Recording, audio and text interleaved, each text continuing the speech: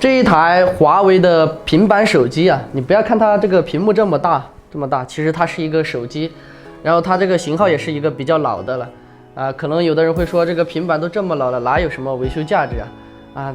其实怎么说呢？我看了它这个故障，也就是不充电。其实不充电这种故障的话也比较好修，说它没有维修价值的吧？其实也还有一点，毕竟到了我手里了，哪有不修的道理呢？那接下来的话，我就把这个机器先给拆开，看一下它的电流情况吧。这机器打开，我们把电池给它断开，用电源表夹电看一下电流情况。夹电，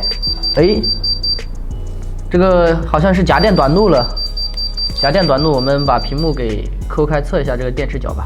这边是接地的，那这边也是接地的。像这种情况，我们直接来个电击疗法，看能不能秒杀一下。现在我是把这个平板拿到了显微镜下观察，可以很直接的就锁定这个目标啊。这个电容明显是已经损坏了，可能就是它损坏导致这个机器短路。其实我这样直接给它抠掉也行，但是为了严谨一点，我们还是给它熏上一点松香，就在这显微镜下熏吧。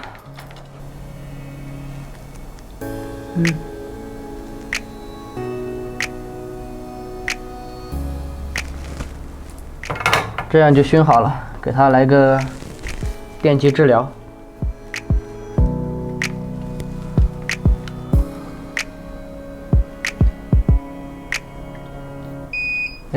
看到了吗？这个电容我们给它抠掉啊。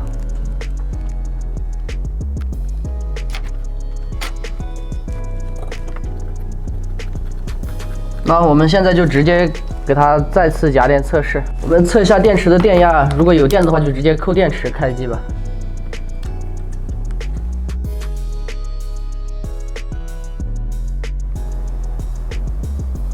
4.1伏有电的，应该是可以开机，我们直接扣上。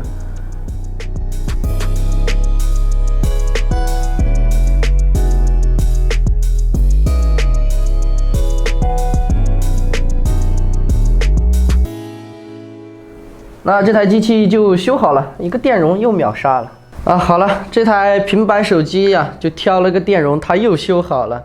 有时候这个维修师的生活就是这么朴实无华且枯燥。那么本期视频到这里就结束了。如果你觉得本期视频还不错的话，可以点赞加关注。如果你有手机方面的问题的话，可以在视频底下留言或者给我们私信。我们下期再见。